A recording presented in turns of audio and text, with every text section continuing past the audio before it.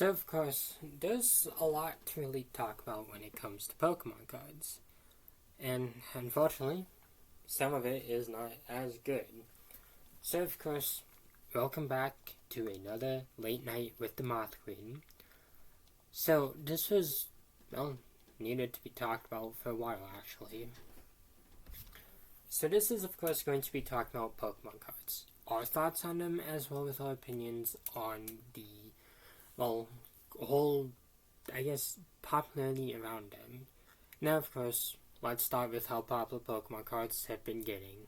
This isn't too much of a surprise because with anything getting popular, it's bound to get enough attention from other people who might not care enough about the series but still want to make a quick buck. We've seen this with shoes, we've seen this with baseball cards, we've probably seen this with other forms of media, and of course right now it's kind of getting that way with Pokemon cards. So of course, I guess, what is a Pokemon card? Because there might be some viewers of this channel who generally might not know. Well, the Pokemon card, it's a trading card game. And I don't know the rules of it, but it's a bit more complex than Pokemon, and it's also a huge competitive scene with it. I've seen quite a few matches, and especially when I was at the Legends EA launch, and I dabbled in the game. I played a few rounds, but I mainly collected cards just because I like Pokemon. And so there's a few people who do collect Pokemon cards, at least the ones that I've noticed. You have the Pokemon fans who just play the games but also collect cards. These are basically people like me. They'll just collect cards because they like Pokemon. They might not play the game, but they might collect the cards because they want to fill a card Pokédex or something, or they just like collecting the cards. Then you have the people who do play the TCG. They'll collect the cards and redo the decks with each new release, or play competitively. Then you have the collectors. These are people who just collect the Pokemon cards just because they're collector's material.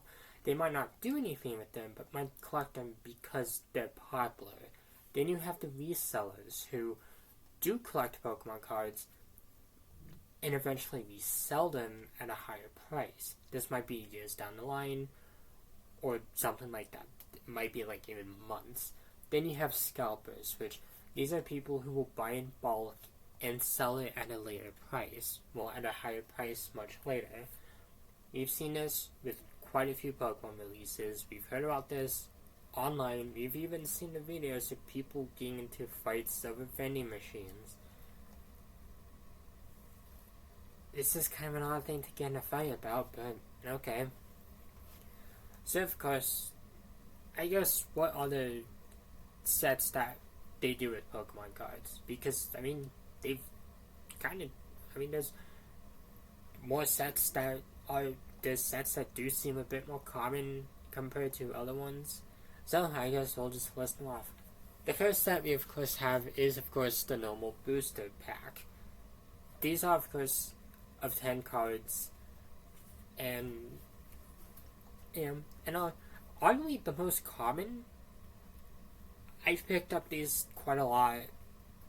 Then of course the next one we have are of course the booster bundles, which have about 6 packs of cards, and of course each pack does have 11 cards.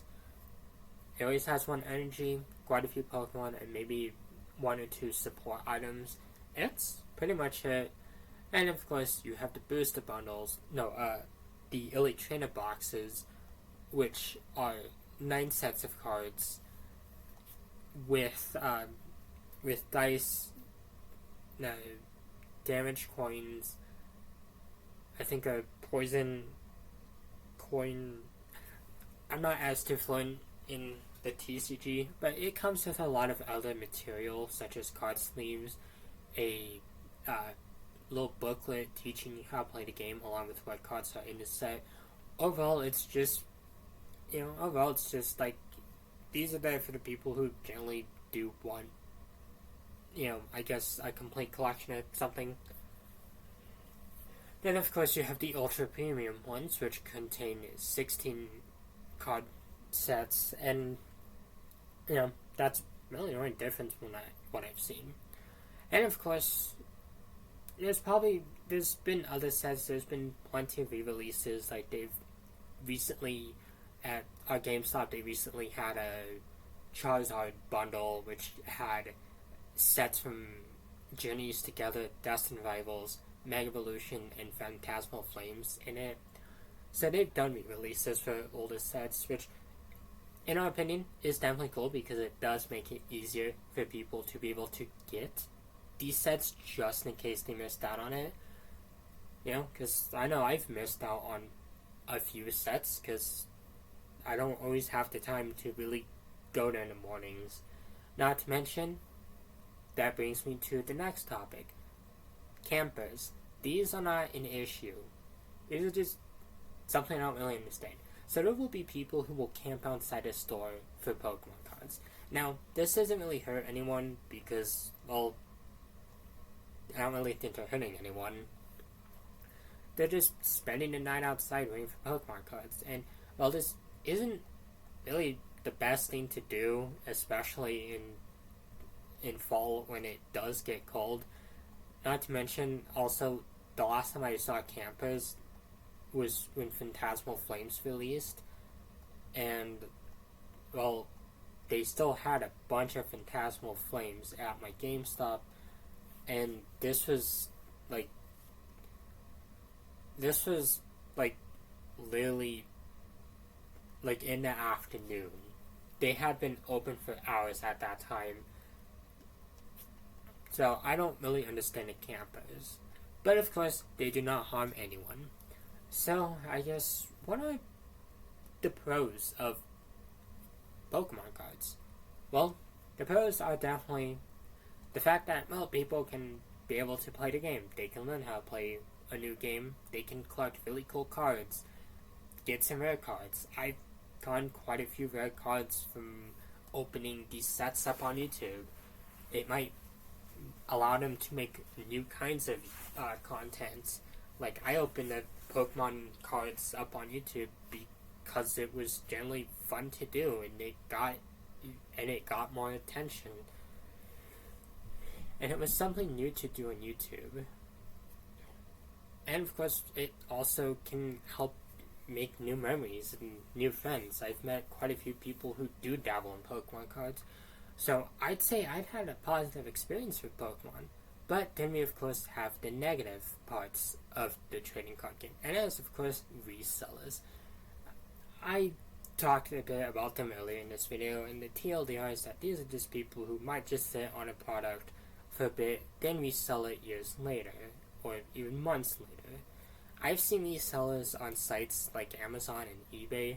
eBay is specifically worse because I've seen these sets go for a few $100s. If that is making you recoil in just absolute shock, you have conscience. You have a conscience. Yeah, even tiny sets, like the booster bundles, I've seen go for over $100, which is just baffling because these normally are sold at 40 USD. So jacking up the prices of them that much is just honestly really baffling and frankly stupid.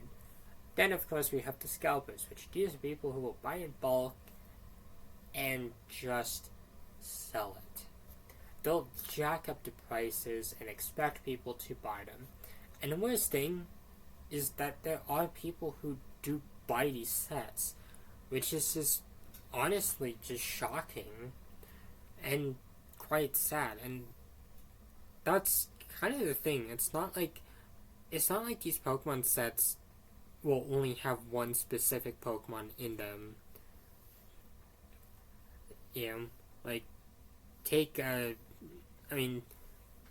Destined Rivals for example. This one has Ekans in it, and it's not the only set that did have Ekans in it.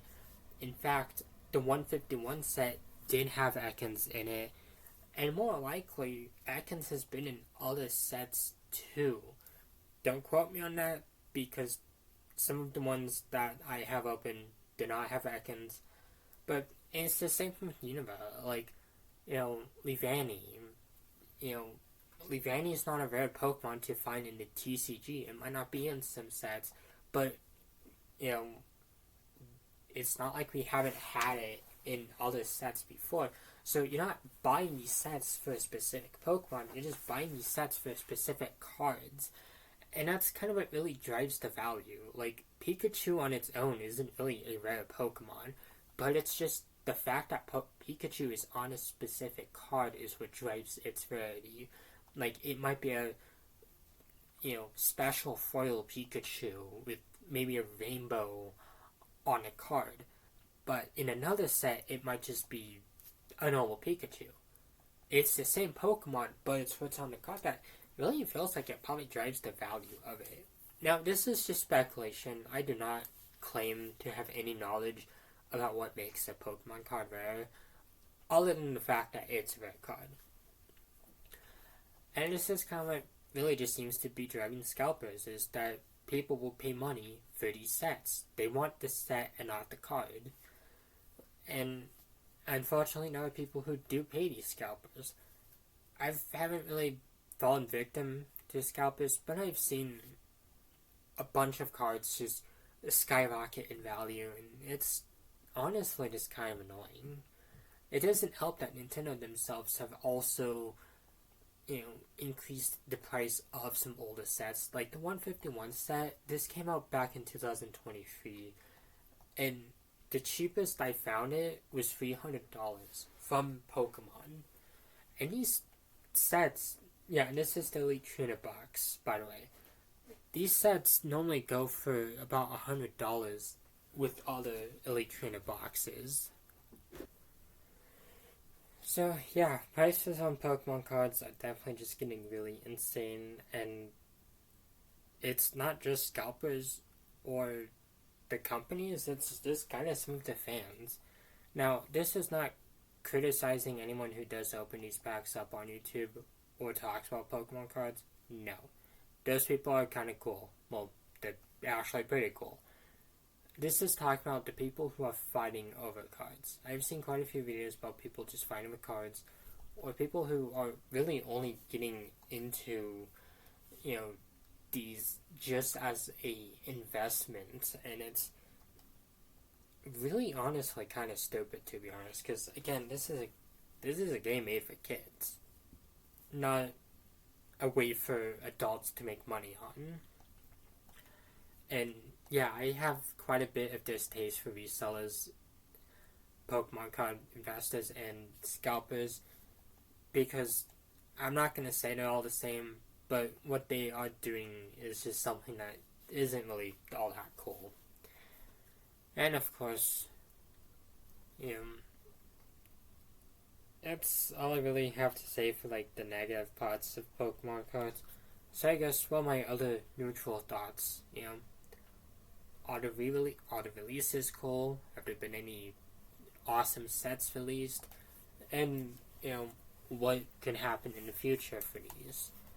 Personally, I think there's been some really cool sets that have been released. I do hope that Pokemon does continue to release Pokemon cards in the future, because going to the releases has been pretty cool, and I've been able to talk to some really awesome people from them. What's funny is I've actually seen more people at these than some of the midnight releases, which is kind of funny. But it's also really fun getting to talk to people about Pokemon stuff. Because, Pokemon is my favorite series, hence why I have an entire channel just dedicated to this series. But it's also a series that I will be critical of when it needs to, and I feel like there's a lot that Nintendo and Pokemon could do to really make Pokemon a bit better for everyone. Because I remember a few years ago, this wasn't really an issue. Like, you could go into any store and find, sets of Pokemon cards. I mean, I I mean, I literally would be able to walk into a Target and pick up a few sets. Nowadays, you're limited on the sets that you can buy, or if you can find them, they're just going to be really expensive depending on what set you're looking for. And this might encourage people to just, get the sets as soon as they can, which shouldn't really be an issue. People should be able to get these sets when they want to, not because they feel like they should. But that's all I really have to say for the TCG. I imagine that I'll probably have more to say about it as time progresses. But obviously, for anyone who is looking into getting Pokemon cards, or looking into wanting to get it, which is, even returning to it, or if you have a family member who loves Pokemon cards, obviously enjoy the hobby. This is in no way made to make anyone feel ashamed about liking Pokemon cards. Unless, they're just constantly... Even then, I don't have an issue with resellers. I just have an issue with people who jack up the prices of Pokemon cards. As for Pokemon card investors, yeah, these aren't my favorite people, but at the same time, it might not be as much of an issue. If they're not hurting anyone, they're not demanding ridiculous prices, sure, I kind of could care less. But for anyone who is wanting to get into the Pokemon trading card game, definitely do so. I do recommend it. Even if you just want collector cards because you like Pokemon, still do that. My only piece of advice is just don't pay scalpers. If you want a certain card and you only know it's in a specific set, don't get the set, just get the card on its own. Chances are, some of the cards that you could find on their own might be from the set. Because honestly, no one should be paying more than $300 for a basic set of Pokemon cards. That's just, honestly, that's just completely asinine. But of course, this was, I've been your host, and I will of course be back next time with a brand new video. So thank you all for watching, and have a wonderful night, and please do stay safe, everyone.